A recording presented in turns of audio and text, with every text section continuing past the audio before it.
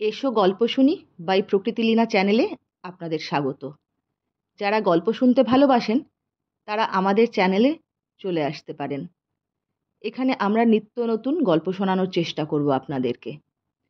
আর যদি আমাদের গল্প আপনাদের ভালো লাগে তাহলে চ্যানেলটিকে সাবস্ক্রাইব করে বেল আইকনটিকে প্রেস করে রাখবেন।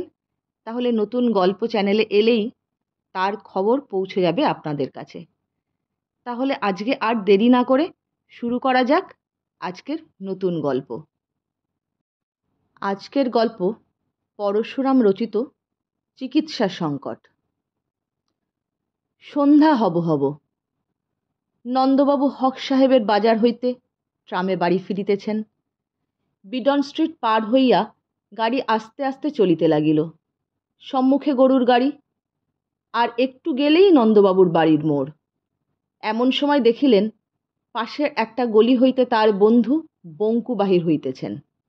নন্দবাবু উৎফুল্ল হইয়া ডাকিলেন, দাঁড়াও হে বঙ্কু, আমি নামছি। নন্দর দু বগলে দুই বান্ডিল। ব্যস্ত হইয়া চলন্ত গাড়ি হইতে যেমন নামিবেন অমনি কোচায় পা বাঁধিয়া নিচে পড়িয়া গেলেন। গাড়িতে একটা শোরগোল উঠিল এবং ঘ্যাচাং করিয়া গাড়ি থামিল। জনাকতক যাত্রী নামিয়া নন্দকে ধরিয়া তুলিলেন। যারা গাড়ির মধ্যে ছিলেন তারা গলা বাড়াইয়া নানা প্রকারের সমবেদনা জানাইতে লাগিলেন।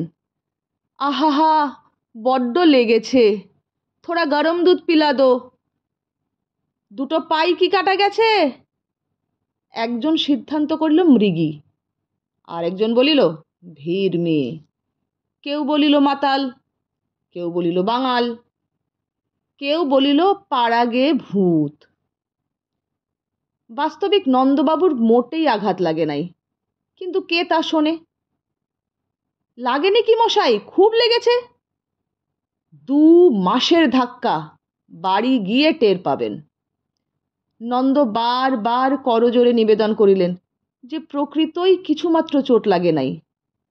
একজন বৃদ্ধ ভদ্রলোক বলিলেন, আরে মোলো, ভালো করলে মন্দ হয়, স্পষ্ট দেখলুম লেগেছে, তবু বলে লাগেনি। এমন সময় বঙ্কুবাবু আসিয়া পড়ায় নন্দবাবু পরিত্রাণ পাইলেন। মনক্ষুণ্ণ যাত্রীগণ সহ ট্রাম গাড়িও ছাড়িয়া গেল। বঙ্কু বলিলেন, মাথাটা কি হঠাৎ ঘুরে গিয়েছিল আর কি? যাই হোক, বাড়ির পথটুকু আর হেঁটে গিয়ে কাজ নেই। এই রিক্সা! রিক্সা নন্দবাবুকে আস্তে আস্তে লইয়া গেল। বঙ্কু পিছনে হাঁটিয়া চলিলেন। নন্দবাবুর বয়স 40, শ্যামবর্ণ, বেটে, গোলগাল চেহারা। তাহার পিতা পশ্চিমে কমিশরিয়াটে চাকরি করিয়া বিস্তর টাকা উপার্জন করিয়াছিলেন এবং মৃত্যুকালে একমাত্র সন্তান নন্দর জন্য কলিকাতায় একটি বড় বাড়ি, বিস্তর আসবাব এবং মস্ত একগোছা কোম্পানির কাগজ রাখিয়া যান। নন্দর বিবাহ অল্প বয়সেই হইয়াছিল, কিন্তু 1 বৎসর পরেই তিনি বিপত্নিক হন এবং তারপর আর বিবাহ করেন নাই। মাতা বহুদিন মৃতা। বাড়িতে একমাত্র স্ত্রীলোক এক বৃদ্ধা পিসি। তিনি ঠাকুর সেবা লইয়া বিব্রত। সংসারে কাজ ঝি চাকররাই দেখে। নন্দবাবুর দ্বিতীয়বার বিবাহ করিতে আপত্তি নাই, কিন্তু এ পর্যন্ত তাহা হইয়া ওঠে নাই। প্রধান কারণ আলস্য। Theatre, cinema, football match, race এবং বন্ধুবর্গের সংসর্গ, ইহাতে নির্বিবাদে দিন কাটিয়া যায়। বিবাহের ফুরসত কোথা? তারপর ক্রমেই বয়স বাড়িয়া যাইতেছে, এখন আর না করাই ভালো। মোটের ওপর নন্দ নিরীহ, গোবেচারা, অল্পভাষী, উদ্যমহীন, আরামপ্রিয় লোক। নন্দবাবুর বাড়ির নিচে সুবৃহৎ ঘরে সান্ধ্য আড্ডা বসিয়াছে। নন্দ আজ কিছু ক্লান্ত বোধ করিতেছিলেন, সেজন্য বালাপোষ গায়ে দিয়া লম্বা হইয়া শুইয়া আছেন। বন্ধুগণের চা ও পাঁপড় ভাজা শেষ হইয়াছে, এখন পান, সিগারেট ও গল্প চলিতেছে। গুপিবাবু বলিতেছিলেন, শরীরের ওপর এত অযত্ন করো না নন্দ, এই শীতকালে মাথা ঘুরে পড়ে যাওয়া ভালো লক্ষণ নয়। নন্দ বলিল, মাথা ঠিক ঘোরেনি, কেবল কোচার কাপড় বেঁধে। আরে না না, গুপি বলিল, ঘুরেছিল বই কি, শরীরটা কাহিল হয়েছে। এই তো কাছাকাছি ডক্টর তফাদার রয়েছেন, অত বড় ফিজিশিয়ান আর শহরে পাবে কোথা? যাও না, কাল সকালে একবার তার কাছে। বঙ্কু বলিলেন, আমার মতে একবার নেপাল বাবুকে দেখালেই ভালো হয়। অমন বিচক্ষণ হোমিওপ্যাথ আর দুটি নেই। মেজাজটা একটু তিরিক্ষি বটে, কিন্তু বুড়োর বিদ্যে অসাধারণ। ষষ্ঠীবাবু মুড়ি সুড়ি দিয়া এক কোণে বসিয়াছিলেন। তাঁর মাথায় বালাক্লাভা টুপি, গলায় দাড়ি এবং তার উপরে কমফর্টার। বলিলেন, বাপ, এত শীতে অবেলায় কখনো ট্রামে চড়ে? শরীর অসাড় হলে আছাড় খেতেই হবে। নন্দর শরীর একটু গরম রাখা দরকার। নিধু বলিল, নন্দা, মোটা চাল ছাড়ো। সেই এক বিরিঞ্চির আমলের ফরাস তাকিয়া, লক্কর পালকি গাড়ি আর পক্ষীরাজ ঘোড়া, এতে গায়ে গত্তি লাগবে কিসে? তোমার পয়সার অভাব কি বাবা? একটু ফুর্তি করতে শেখো। সাব্যস্ত হইল কাল সকালে নন্দবাবু ডাক্তার তফাদারের বাড়ি যাইবেন। Doctor Tafadar MD MRAS, grey স্ট্রিটে থাকেন। প্রকাণ্ড বাড়ি, দুখানা মোটর, একটা ল্যান্ড, খুব পশার। রোগীরা ডাকিয়া সহজে পায় না। 1.5 ঘন্টা পাশের কামরায় অপেক্ষা করার পর নন্দবাবুর ডাক পড়িল। ডাক্তার সাহেবের ঘরে গিয়া দেখিলেন এখনো একটি রোগীর পরীক্ষা চলিতেছে। একজন স্থূলকায় মারোয়ারি নগ্ন গাত্রে দাঁড়াইয়া আছে। ডাক্তার ফিতা দিয়া তাহার ভুঁড়ির পরিধি মাপিয়া বলিলেন, বস, 1.25 ইঞ্চি बढ़ गया। রোগী খুশি হয়ে বলিল, নার্ভস তো দেখিয়ে। ডাক্তার রোগীর মণিবন্ধে নাড়ির উপর একটি মোটর কারের স্পার্কিং প্লাগ ঠেকাইয়া বলিলেন, বহুত মজে সে চল রাহা হ্যায়। রোগী বলিল, জবান তো দেখিয়ে। রোগী হা করিল। ডাক্তার ঘরের অপর দিকে দাঁড়াইয়া অপেরা গ্লাস দ্বারা তাহার জিভ দেখিয়া বলিলেন, থোড়ে সি কসর হ্যায়, কাল ফিন আনা। রোগী চলিয়া গেলে তফাদার নন্দর দিকে চাহিয়া বলিলেন, ওয়েল? নন্দ বলিলেন, আজ্ঞে, বড় বিপদে পড়ে আপনার কাছে এসেছি। কাল হঠাৎ ট্রাম থেকে। Compound fracture? হাড় ভেঙেছে? নন্দবাবু আনুপূর্বিক তার অবস্থার বর্ণনা করিলেন। বেদনা নাই, জ্বর হয় নাই, পেটের অসুখ, সর্দি, হাঁপানি নাই, ক্ষুধা কাল হইতে একটু কমিয়াছে, রাত্রে দুঃস্বপ্ন দেখিয়াছেন, মনে বড় আতঙ্ক। ডাক্তার তাহার বুক, পেট, মাথা, হাত, পা, নাড়ি পরীক্ষা করিয়া বলিলেন, জিভ দেখি। নন্দবাবু জিভ বাহির করিলেন। ডাক্তার ক্ষণকাল মুখ বাঁকাইয়া কলম ধরিলেন। প্রেসক্রিপশন লেখা শেষ হইলে নন্দর দিকে চাহিয়া বলিলেন, আপনি এখন জিভ টেনে নিতে পারেন। এই ওষুধ রোজ 3 বার খাবেন। কিরকম বুঝলেন? Very bad. নন্দ সভয়ে বলিল, কি হয়েছে? তফাদার বলিলেন, আরও দিন কতক ওয়াচ না করিলে ঠিক বলা যায় না, তবে সন্দেহ করছি সেরিব্রাল টিউমার উইথ স্ট্র্যাঙ্গুলেটেড গ্যাংলিয়া। ট্রিফাইন করে মাথার খুলি ফুটো করে অস্ত্র করতে হবে, আর ঘাট চিরে নার্ভের জট ছাড়াতে হবে। শর্ট সার্কিট হয়ে গেছে। বাঁচব তো? নন্দ সভয়ে কহিল। তফাদার, দমে যাবেন না, তাহলে সারাতে পারবো না। 7 দিন পরে ফের আসবেন। মাই ফ্রেন্ড মেজর গোসাইয়ের সঙ্গে একটা কনসালটেশনের ব্যবস্থা করা যাবে। ডাল ভাত বড় একটা খাবেন না। Egg flip, bone marrow soup, chicken stew, এইসব। বিকলে একটু বার্গেন্ডি খেতে পারেন। বরফ জল খুব খাবেন। হ্যাঁ, 32 টাকা, থ্যাংক ইউ। নন্দবাবু কম্পিত প্রস্থান করিলেন। সন্ধ্যাবেলা বঙ্কুবাবু বলিলেন, আরে, আমি তখনই বারণ করেছিলুম ওর কাছে যেও না। বেটা মেরোর পেটে হাত বুলিয়ে খায়। খুলির উপর তুরপুন চালাবেন? ষষ্ঠীবাবু বলিলেন, আমাদের পাড়ের তারিণী কবিরাজকে দেখালে হয় না? না না, যদি বাস্তবিকই নন্দর মাথার ভেতর ওলটপালট হয়ে গিয়ে থাকে তবে হাতুড়ে বদ্যির কম্য নয়, হোমিওপ্যাথিই ভালো, গুপিবাবু বলিলেন। আমার কথা তো শুনবে না বাবা? ডাক্তারি তোমার ধাতে না সয় তো একটু কবিরাজি করতে শেখো। দরওয়ানজির দিব্যি এক লোটা বানিয়েছে, বলো তো একটু চেয়ে আনি, নিধু বলিলেন। অবশেষে হোমিওপ্যাথি স্থির হইল। পরদিন খুব ভোরে নন্দবাবু নেপাল ডাক্তারের বাড়ি আসিলেন। রোগীর ভিড় এখনো আরম্ভ হয় নাই। অল্পক্ষণ পরেই তার ডাক পড়িল। একটি প্রকাণ্ড ঘরের মেঝেতে ফরাস পাতা, চারিদিকে স্তূপাকারে বই সাজানো। বাহির দেওয়ালের মধ্যে গল্প বর্ণিত শেয়ালের মতো বৃদ্ধ নেপালবাবু বসিয়া আছেন, মুখে গড়গড়ার নল। ঘরটি ধোঁয়ায় ঝাপসা হইয়া গিয়াছে। নন্দবাবু নমস্কার করিয়া দাঁড়াইয়া রহিলেন। নেপাল ডাক্তার কটমট দৃষ্টিতে চাহিয়া কহিলেন, বসবার জায়গা আছে? নন্দ বসিলেন। নেপাল, শ্বাস উঠেছে? নন্দ, আজ্ঞে। রুগীর শেষ অবস্থা না হলে তো আমার কাছে আসা হয় না, তাই জিজ্ঞেস করছি, নেপাল ডাক্তার বলিলেন। নন্দ সবিনয়ে জানাইলেন তিনিই রোগী। নেপাল বলিলেন, অ্যালোপ্যাথ ডাক্তার ব্যাটারা ছেড়ে দিলে যে বড়, তোমার হয়েছে কি? নন্দবাবু তার ইতিবৃত্ত বর্ণনা করিলেন। তফাদার কি বলেছে? নেপাল জিজ্ঞেস করলেন। নন্দ বললেন, আমার মাথায় টিউমার আছে। তফাদারের মাথার ভিতরে কি আছে জানো? গোবর। গোবর। আর টুপির ভেতর শিং, জুতোর ভেতর খুর, পাতলুনের ভেতর ল্যাজ। খিদে হয়? নেপাল শুধাইল। নন্দ, দুদিন থেকে একেবারে হয় না।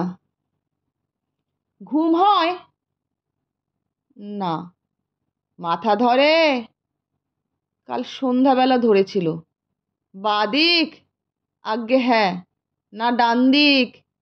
আজ্ঞে হ্যাঁ। নেপাল ধমক দিয়া বলিলেন, ঠিক করে বলো। আজ্ঞে ঠিক মধ্যিখানে। পেট কামড়ায়? সেদিন কামড়েছিল। নিধে কাবলি মটর ভাজা এনেছিল, তাই খেয়ে। পেট কামড়ায় না মোচড় দেয় তাই বলো। নন্দ বিব্রত হইয়া বলিলেন, হাঁচড় পাঁচড় করে। ডাক্তার কয়েকটি মোটা মোটা বহি দেখিলেন, তারপর অনেকক্ষণ চিন্তা করিয়া বলিলেন, একটা ওষুধ দিচ্ছি, নিয়ে যাও। আগে শরীর থেকে অ্যালোপ্যাথিক বিষ তাড়াতে হবে। 5 বছর বয়সে আমায় খুনে বেটারা 2 গ্রেন কুইনিন খাইয়েছিল। এখনো বিকেলে মাথা টিপটিপ করে। 7 দিন পরে ফের এসো, তখন আসল চিকিৎসা শুরু হবে। ব্যারামটা কি আন্দাজ করছেন? নন্দ কহিল। ডাক্তার ভ্রুকুটি করিয়া বলিলেন, তা জেনে তোমার 4টে হাত বেরোবে নাকি? যদি বলি তোমার পেটে ডিফারেন্সিয়াল ক্যালকুলাস হয়েছে, কিছু বুঝবে? ভাত খাবে না, দুবেলা রুটি, মাছ মাংস বারণ, শুধু মুগের ডালের জুস, স্নান বন্ধ। গরম জল একটু খেতে পারো, তামাক খাবে না, ধোয়া লাগলে ওষুধের গুণ নষ্ট হবে। ভাবছো আমার আলমারির ওষুধ নষ্ট হয়ে গেছে? সে ভয় নেই, আমার তামাকে সালফার 30 মেশানো থাকে। ফি কত তাও বলে দিতে হবে নাকি? দেখছো না দেওয়ালে নোটিশ লটকানো রয়েছে 32 টাকা, আর ওষুধের দাম 4 টাকা। নন্দবাবু টাকা দিয়া বিদায় লইলেন। নিধু বলিল, কেন বাবা কাঁচা পয়সা নষ্ট করছো? 5 রাত বক্সে বসে থিয়েটার দেখা চলতো। ও নেপাল বুড়ো মস্ত ঘুঘু, নন্দাকে ভালো মানুষ পেয়ে জেরা করে থকড়ে দিয়েছে। পড়তো আমার পাল্লায় বাছা ধান। কত বড় হোমিও, ফাঁক দেখে দিতুম। এক চুমুকে তার আলমারি শুদ্ধ ওষুধ সাবড়ে না দিতে পারি তো আমার নাক কেটে দিও। গুপি বলিল, আজ অফিসে শুনছিলুম কে একজন মস্ত হাকিম ফারাক্কাবাদ থেকে এখানে এসেছেন, খুব নাম ডাক। রাজা মহারাজারা সব চিকিৎসা করাচ্ছে, একবার দেখালে হয় না? এই শীতে হাকিমি ওষুধ? বাপ শরবত খাইয়েই মারবে, তার চেয়ে তারিণী কবরেজ ভালো, ষষ্ঠী কহিল। অতঃপর কবিরাজি চিকিৎসায় সাব্যস্ত হইল। পরদিন সকালে নন্দবাবু তারিণী কবিরাজের বাড়ি উপস্থিত হইলেন। কবিরাজ মহাশয়ের বয়স 60, ক্ষীণ শরীর, দাড়ি গোঁফ কামানো, তেল মাখিয়া 8 হাতি ধুতি পরিয়া একটি চেয়ারের উপর উবু হইয়া বসিয়া তামাক খাইতেছেন। এই অবস্থাতেই ইনি প্রত্যহ রোগী দেখেন। ঘরে একটি তক্তপোষ, তাহার উপর তেলচিটে পাটি এবং কয়েকটি মলিন তাকিয়া, দেওয়ালের কোলে 2টি ঔষধের আলমারি। নন্দবাবু নমস্কার করিয়া তক্তপোষে বসিলে কবিরাজ জিজ্ঞাসা করিলেন, বাবুর কণ্ঠে আসা হচ্ছে? নন্দবাবু নিজের নাম ও ঠিকানা বলিলেন। তারিণী কবিরাজ জিজ্ঞেস করলেন, রুগীর ব্যামোটা কি? নন্দবাবু জানাইলেন তিনিই রোগী এবং সমস্ত ইতিহাস বিবৃত করিলেন। মাথার খুলি ছেদা করে দিয়েছে নাকি? আজ্ঞে না, নেপালবাবু বললেন পাথুরি, তাই আর মাথায় অস্তর করায়নি। তারিণী, নেপাল? সে আবার কেডা? জানেন না? চোরবাগানের নেপালচন্দ্র রায়, MBFTS, মস্ত হোমিওপ্যাথ। ন্যাপলা, তাই কও, সেটা আবার ডাক্তার হলো কবে? বলি, পাড়ায় এমন বিচক্ষণ কবরেজ থাকতি ছেলে ছোকরার কাছে যাও কেন? আগে বন্ধু বান্ধবরা বললে ডাক্তারের মতটা আগে নেওয়া দরকার, যদি অস্ত্রচিকিৎসাই করতে হয়। জন্তিবাবু রেছে ন, খুলনের উকিল জন্তিবাবু। নন্দ ঘাড় নাড়িলেন। তারিণী কহিলেন, তার মামার হয় উরুস্তম্ভ, সিভিল সার্জন পা কাটল, 3 দিন অচৈতন্যী। জ্ঞান হলি পর কইলেন, আমার ঠ্যাং কই? ডাক তারিণী সেন রে। দিলাম ঠুকে 1 দলা চ্যাবন প্র্যাস। তারপর কি হলো কও দেখি? নন্দ কহিলেন, আবার পা গজিয়েছে বুঝি? অরে ক্যাবলা, ওরে দেখ দেখ, বিড়ালের সবটা ছাগলাদ্য ঘ্রেত খেয়ে গেল। বলিতে বলিতে কবিরাজ মশাই পাশের ঘরে ছুটিলেন। একটু পরে ফিরিয়া আসিয়া যথাস্থানে বসিয়া বলিলেন, দাও নাড়িটা একবার দেখি। যা ভাবছিলাম তাই। ভারী ব্যামো হয়েছিল কখনো? নন্দ বলিলেন, অনেক দিন আগে টাইফয়েড হয়েছিল। তারিণী, ঠিক ঠাউরেছি। 5 বছর আগে? নন্দ, প্রায় 7.5 বছর হলো। একই কথা, 5 দেড়া 7.5। প্রাতিকালে বমি হয়? তারিণী জিজ্ঞাসা করিলেন। নন্দ, আজ্ঞে না। হয় হয়, জানতেও পারো না। নিদ্রা হয়? ভালো হয় না। হবেই না তো, ঊর্ধ্ব হয়েছে কি না? দাঁত কনকন করে? আজ্ঞে না। করে করে, জানতেই পারো না। যা হোক, তুমি চিন্তা করোনি বাবা, আরাম হয়ে যাবানে, আমি ওষুধ দিচ্ছি। কবিরাজ মহাশয় আলমারি হইতে একটি শিশি বাহির করিলেন এবং তাহার মধ্যস্থিত বড়ির উদ্দেশ্যে বলিলেন, লাফাস নে, থাম। আমার সমস্ত জীয়ন্ত ওষুধ, ডাকলি ডাক শোনে। এই বড়ি সকাল সন্ধি একটা করি খাবা, আবার 3 দিন পরে আসবা, বুঝেছ? আজ্ঞে হ্যাঁ, নন্দ বলিলেন। সাই বুঝেছ? অনুপান দিতে হবে না। ট্যাবা লেবুর রস আর মধুর সাথী মারি খাবা, ভাত খাবা না। ওল সিদ্ধ, কচু সিদ্ধ এইসব খাবা, নুন সোবাই না। মাগুর মাছের ঝোল একটু চ্যানি দিয়া রাইন্দা খাতি পারো, গরম জল ঠান্ডা করি খাবা। নন্দ কহিলেন, ব্যারামটা কি? যারে কয় উদ্রি, ঊর্ধ্বশ্লেষাও কইতে পারো। নন্দবাবু কবিরাজের দর্শনী ও ঔষধের মূল্য দিয়া বিমর্ষ চিত্তে বিদায় লইলেন। নিধু বলিল, কি দাদা, কবরেজির স্বাদ মিটল? গুপি: না, এসব বাজে চিকিৎসার কাজ নয়, কোথাও চেঞ্জে চলো। বঙ্কু: আমি বলি কি, নন্দ বেথা করে ঘরে পরিবার আনুক, এরকম দামড়া হয়ে থাকা কিছু নয়।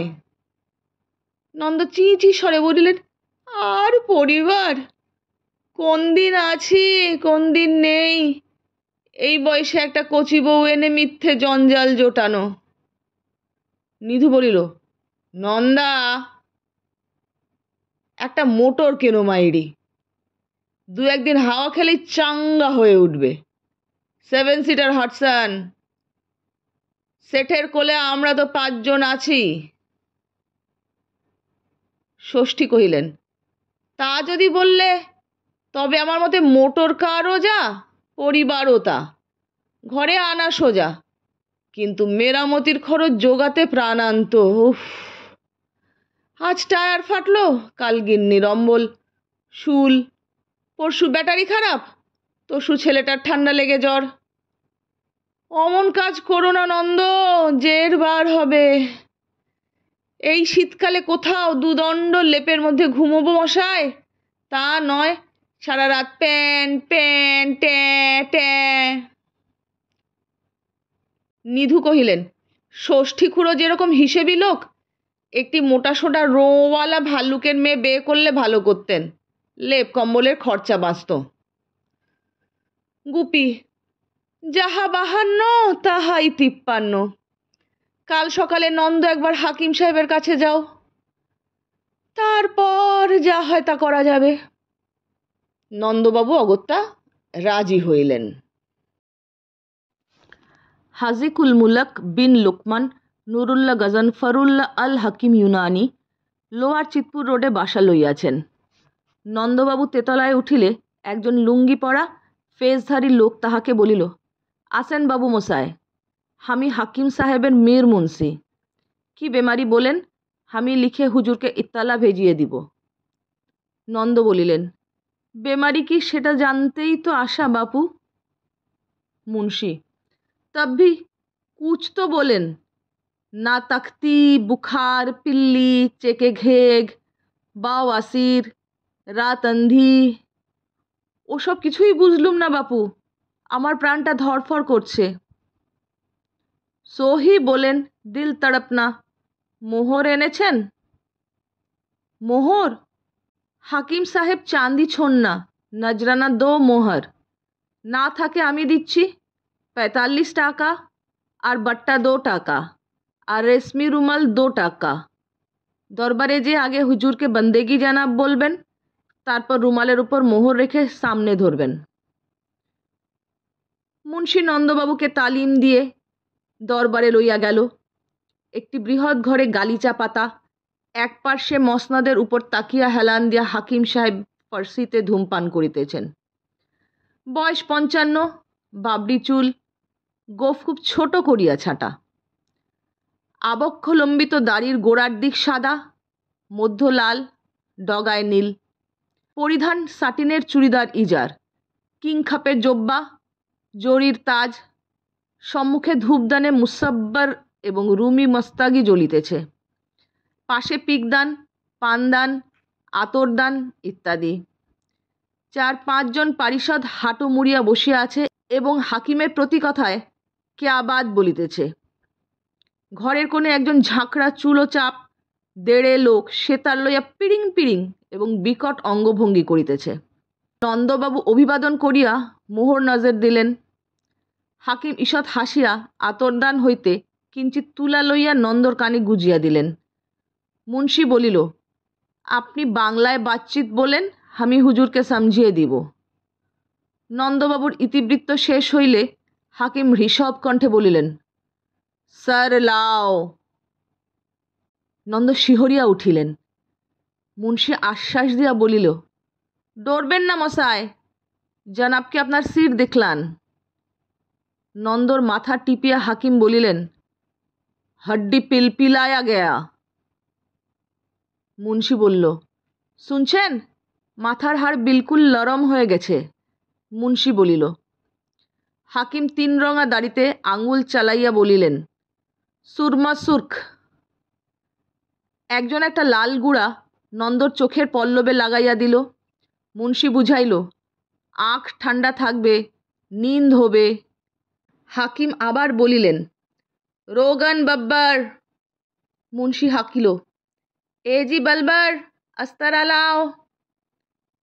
নন্দবাবু, হা হা, আরে তুম করো কি বলিতে বলিতে চট করিয়া তাহার ব্রহ্মতালুর উপর 2 ইঞ্চি সমচতুষ্কোণ কামাইয়া দিল, আর একজন তাহার উপর একটা দুর্গন্ধ প্রলেপ লাগাইল। মুন্সি বলিল, ঘাবরান কেন মশায়, এ হচ্ছে বব্বরি সিংগির মাথার ঘি, বহুত কিসমত, মাথার হাড্ডি সাকত হবে। নন্দবাবু কিয়ৎক্ষণ হতভম্ব অবস্থায় রহিলেন, তারপর প্রকৃতিস্থ হইয়া বেগে ঘর হইতে পলায়ন করিলেন। মুন্সি পিছনে ছুটিতে ছুটিতে বলিল, হামার দস্তুরি। নন্দ 1 টাকা ফেলিয়া দিয়া 3 লাফে নিচে নামিয়া গাড়িতে উঠিয়া কোচম্যানকে বলিলেন, হাঁকাও। সন্ধ্যাকালে বন্ধুগণ আসিয়া দেখিলেন বৈঠকখানার দরজা বন্ধ। চাকর বলিল, বাবুর বড় অসুখ, দেখা হইবে না। সকলে বিষণ্ণ চিত্তে ফিরিয়া গেলেন।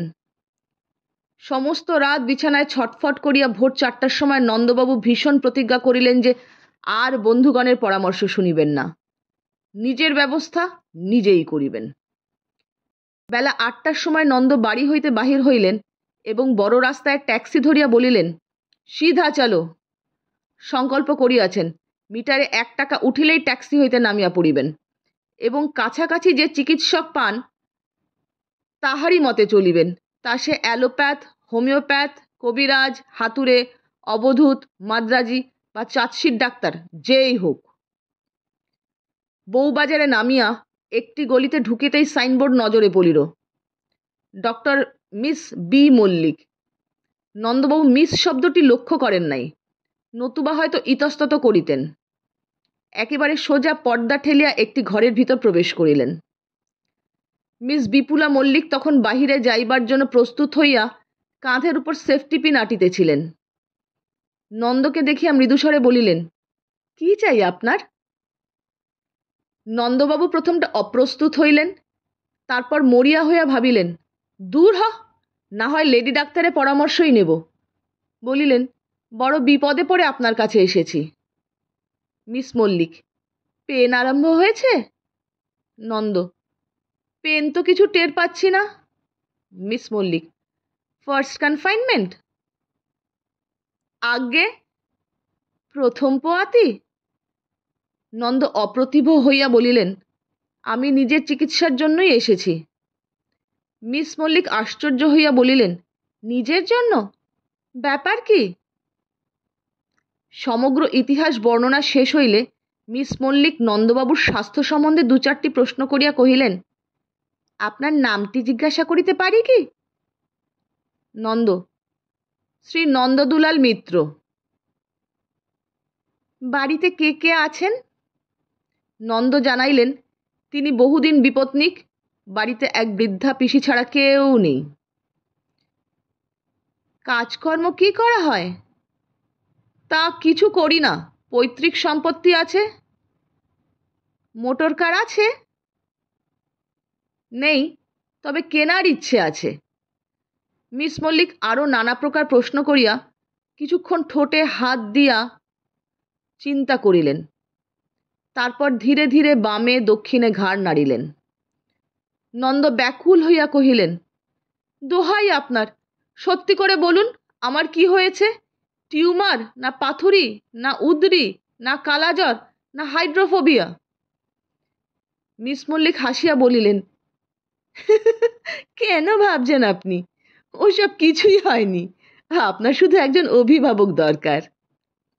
নন্দ অধিকতর কাতর কণ্ঠে বলিলেন, তবে কি আমি পাগল হইয়াছি? মিস মল্লিক মুখে রুমাল দিয়া খিলখিল করিয়া হাসিয়া বলিলেন, ও ডিয়ার ডিয়ার নো, পাগল হবেন কেন? আমি বলছিলাম আপনার যত্ন নেবার জন্য বাড়িতে উপযুক্ত লোক থাকা দরকার। কেন, পিসিমা তো আছেন। মিস মল্লিক পুনরায় হাসিয়া বললেন, আইডিয়া, মাসি পিসির কাজ নয়। যাক, আপাতত একটা ওষুধ দিচ্ছি, খেয়ে দেখবেন, বেশ মিষ্টি, এলাচের গন্ধ। 1 সপ্তাহ পরে আবার আসবেন। নন্দবাবু 7 দিন পরে পুনরায় মিস বিপুলা মল্লিকের কাছে গেলেন। তারপর 2 দিন পরে আবার গেলেন। তারপর প্রত্যহ। তারপর একদিন নন্দবাবু পিসিমাতাকে কাশীধামে রওনা করাইয়া দিয়া মস্ত বাজার করিলেন। 1 ঝুড়ি গলদা চিংড়ি, 1 ঝুড়ি মটন, তদনুযায়ী ঘি, ময়দা, দই, সন্দেশ ইত্যাদি। বন্ধুবর্গ খুব খাইলেন। নন্দবাবু জরিপার সূক্ষ্ম ধুতির উপর সিল্কের পাঞ্জাবি পরিয়া সলজ্জ সস্মিত মুখে সকলকে আপ্যায়িত করিলেন। মিসেস বিপুলা মিত্র এখন আর স্বামীভিন্ন অপর রোগীর চিকিৎসা করেন না। তবে নন্দবাবু ভালোই আছেন। মোটর কার কেনা হইয়াছে। দুঃখের বিষয়, সান্ধ্য আড্ডাটি ভাঙিয়া গিয়াছে। কেমন লাগলো আপনাদের পরশুরাম বিরচিত চিকিৎসা সংকট গল্পটি আমার কণ্ঠে? জানাতে অবশ্যই ভুলবেন না। আপনাদের ফিডব্যাক আমাকে আরও ভালো কাজ করার জন্য এগিয়ে নিয়ে যেতে সাহায্য করবে।